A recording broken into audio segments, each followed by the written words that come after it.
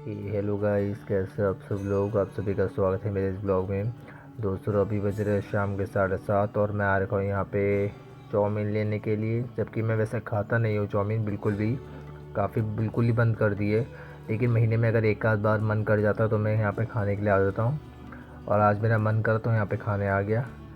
तो आप सभी को ये मैं सजेस्ट बिल्कुल नहीं करूँगा कि रोज़ रोज़ खाएं। आप महीने में एक बार खा सकते हैं तो चल जाता है, उसमें कोई दिक्कत नहीं है। महीने में एक बार आप खा सकते हो। तो मैं अभी बस एक ही बार खाने आया था।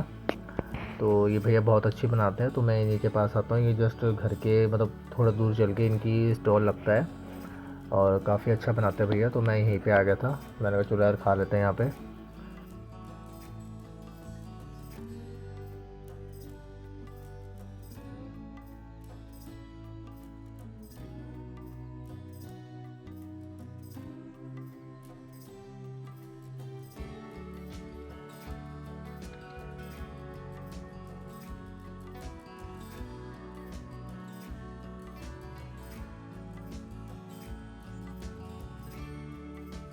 मैं ये सिर्फ चाउमीन वगैरह की बात नहीं कर रहा हूँ। कोई भी जंक फूड हो, जैसे आप पिज़्ज़ा वगैरह खाते हो या मोमोज़ वगैरह खाते हो, इसको भी महीने में एक बार ही खाए तो ठीक रहता है। ज़्यादा खाना भी बेकार ही है, ठीक है। वो आपके लिए हेल्थ के लिए अच्छा भी नहीं होता है। अब उसको एक आध बार ही खाएं तो ठीक लगता है, वो ज़्यादा भी नहीं खाना चाहिए। तो मैंने भी एक ही बार खाया आज। तो आप सभी महीने में एक ही बार खाएं, ज़्यादा ना खाएं, आपकी तबीयत के लिए वो सही नहीं होता है। तो एक बार खाएं वो ठीक रहता है।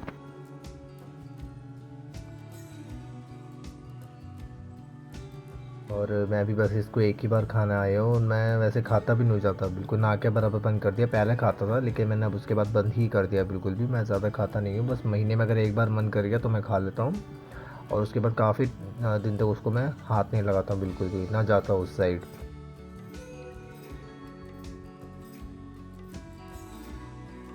और ये बात मैं उन सब लोगों के लिए कह रहा हूँ जो दिन भर महीने में जंक फूड खाते रहते हैं। तो मैं उन सबको भी ये सजेस्ट करूँगा कि ज़्यादा जंक फूड मत खाया करो, आपकी हेल्थ के लिए वो ज़्यादा अच्छा नहीं होता है। महीने में एक बार खाओ तो ठीक रहता है, ज़्यादा नहीं खाना चाहिए, ताकि आपकी हेल्थ सही रहे उस चीज़ से, ठीक है। और इसके बाद मैं चला गया था सीधा घर।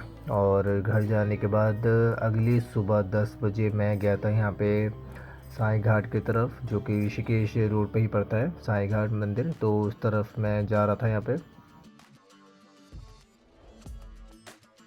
और दोस्तों, नाम लिया और मैं यहाँ पे पहुँच चुका हूँ। ये देख सकते हैं, ये यहाँ का व्यू है साईं मंदिर का। वो देख सकते हैं, नाम भी लिखा है मंदिर का, साईं कोणार्क मंदिर। ये यहाँ का मंदिर है। और ये सामने गंगा नदी आपको बहती हुई दिख रही है। अभी फ़िलहाल ये मंदिर बंद है। यहाँ पे सूचना भी लिखी हुई है कि ये मंदिर खतरनाक है, आप यहाँ पे स्नान वगैरह नहीं कर सकते, क्योंकि यहाँ पे सुरक्षा का कोई इंतज़ाम नहीं है। तो यहाँ पे स्नान करने से आप बचें।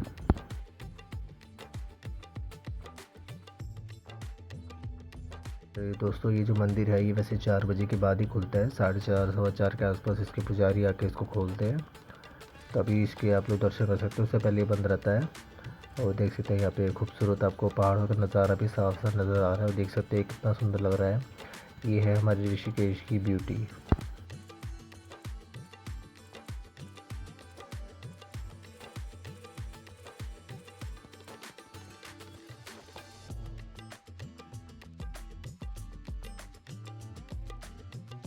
और दोस्तों, बता दूँ, अगर आप हरिद्वार की तरफ से आ रहे हो तो वहाँ से भी आपको ये इस मंदिर का रास्ता मिल जाएगा। और अगर आप त्रिवेणी घाट पर आए हो, वहाँ से आप जाना चाहते हो, तो वहाँ से भी यहाँ का घाट का रास्ता निकलता है। जो ऋषिकेश त्रिवेणी घाट की जो पार्किंग है, वहीं से इसका एक रास्ता बना हुआ है यहाँ पे जाने के लिए। तो वहाँ से जा सकते हैं। और ये देखिए, यहाँ पे साईं बाबा की फ़ोटो लगी हुई है, ये देख सकते हैं। ये मंदिर है बाहर का। और देखिए, मंदिर खुल चुका है, शाम के 4:15 बज चुके हैं। यहाँ के पुजारी आ चुके हैं मंदिर को खोलने के लिए। फ़िलहाल अभी यहाँ पे सफाई वगैरह चल रही है। डेली यहाँ पे शाम के समय जब मंदिर खुलता है तो सफाई वगैरह करी जाती है। और जो फर्श वगैरह होते हैं उसको धो के अच्छे से साफ़ किया जाता है। और यहाँ पे देख सकते हैं, मंदिर के बाहर यहाँ पे छोटे से शिवलिंग बने हुए हैं, सामने नंदी गणेश भगवान हैं। उसके बाद मैं गया था त्रिवेणी घाट, क्योंकि मैं साईं घाट आया, त्रिवेणी घाट तो ज़्यादा दूर है नहीं। और ये त्रिवेणी घाट के जस्ट पास में ही, पार्किंग के पास यहाँ पे छोटा सा शनिदेव का मंदिर बनाया हुआ है। ये देख सकते हैं, यहाँ पे लोग दर्शन कर रहे हैं। ये देख सकते हैं, शनिदेव जी का मंदिर है, यहाँ पे लोग दर्शन कर रहे हैं।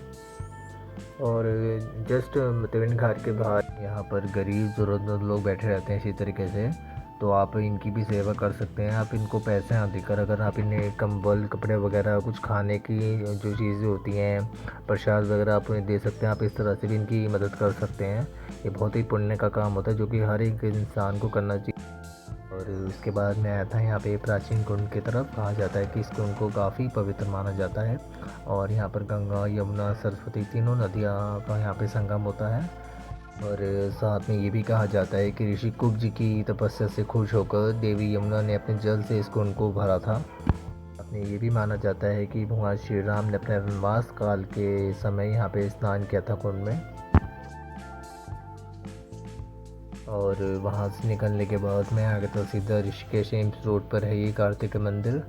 तो यहाँ पे हम दर्शन करने के लिए आ गए थे क्योंकि ये रास्ते में पड़ रहा था, तो हम यहाँ पे आ गए थे दर्शन करने के लिए। और इस मंदिर के बारे में मैंने जब लोगों से पता किया तो उन्होंने बताया कि ये मंदिर लगभग 80 साल पुराना मंदिर है और काफ़ी मान्यता है इस मंदिर की भी।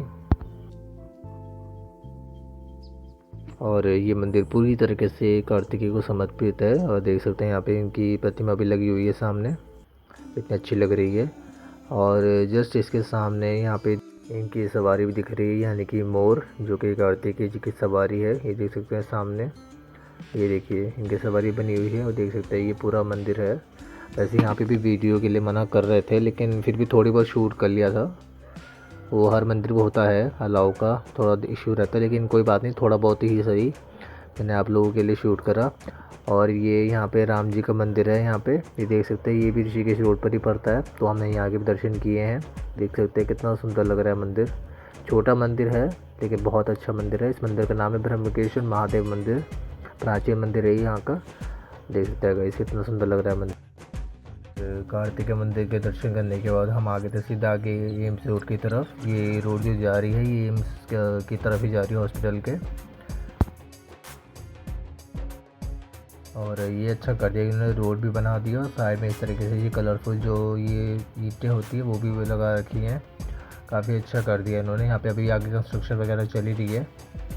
और देख सकते हैं यहाँ पे एम्स हॉस्पिटल की पहले से यहाँ पे छोटी छोटी दुकानें लगनी शुरू हो जाती है खाने पीने की, आप यहाँ से खा पी सकते हैं।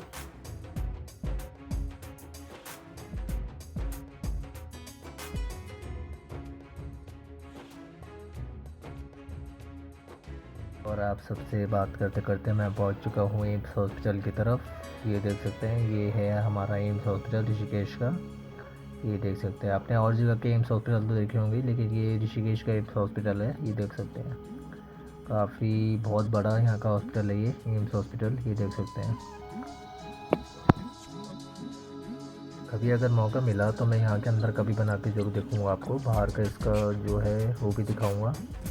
और ये यहाँ की पार्किंग वगैरह है, एम्बुलेंस वगैरह यहाँ पे लाइन से खड़ी हुई है। और थोड़ा आगे चलकर मैं गया था यहाँ पे हाइडर कॉलोनी की तरफ, जो कि एम्स हॉस्पिटल की जो रोड है उसके पास ही में है।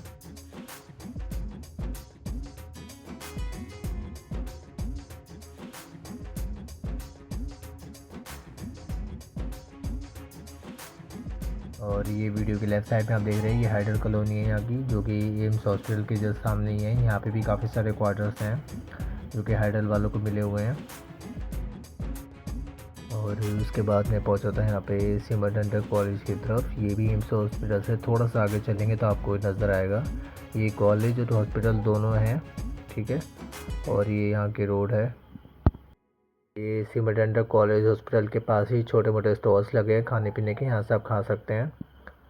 और उसके बाद मैं यहाँ पे आया था बैराज कॉलोनी की तरफ। ये बैराज कॉलोनी की रोड है। यहाँ पे भी बहुत सारे क्वार्टर्स वगैरह हैं किराए पे, रेंट पे जो लोग रहते हैं यहाँ पे। और ये बिल्डिंग है, उसके सामने नई बिल्डिंग तैयार हुई है, कोई आश्रम वगैरह टाइप की है।